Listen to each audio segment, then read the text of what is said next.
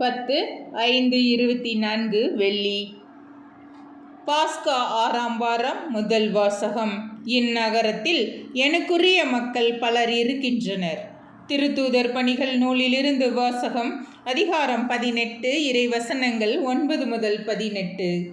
இரவில் ஆண்டவர் பவுலுக்கு காட்சியில் தோன்றி, அஞ்சாதே, வேண்டிக் கொண்டே இரு, நிறுத்தாதே, ஏனெனில் நான் உன்னோடு இருக்கிறேன், எவரும் உனக்கு தீங்கிழைக்கப் போவதில்லை, இந்நகரத்தில் எனக்குரிய மக்கள் பலர் இருக்கின்றனர் என்று சொன்னார்.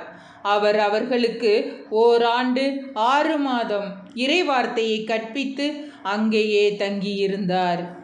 கல்லியோ என்பவர் அக்காயா நாட்டின் ஆட்சியாளராக இருந்தபோது யூதர்கள் ஒருமித்து பவுலை தாக்கி அவரை நடுவர் மன்றத்திற்கு கூட்டிக் கொண்டு வந்து, இவன் திருச்சட்டத்திற்கு எதிரான முறையில் கடவுளை வழிபடுமாறு மக்களை தூண்டி விடுகிறான் என்றார்கள். பவுல் பேச வாயெடுத்த போது கல்லியோ அவர்களை நோக்கி, யூதர்களே, ஏதாவது குற்றமோ பழி பாவமோ இருக்குமாயின் நான் பொறுமையுடன் உங்கள் வழக்கை கேட்டிருப்பேன். ஆனால் இது சொற்களையும் பெயர்களையும் உங்கள் திருச்சட்டத்தையும் பற்றிய சிக்கலாயிருப்பதால் நீங்களே பார்த்து கொள்ளுங்கள். இதில் நடுவராயிருக்க நான் விரும்பவில்லை என்று கூறி அவர்களை நடுவர் மன்றத்திலிருந்து துரத்தி விட்டார்.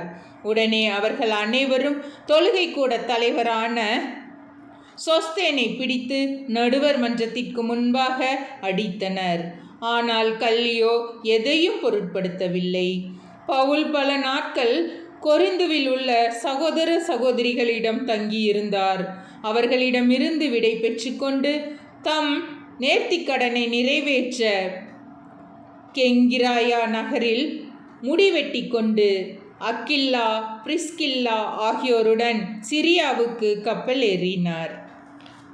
ஆண்டவரின் அருள்வாக்கு. இறைவா, உமக்கு நன்றி.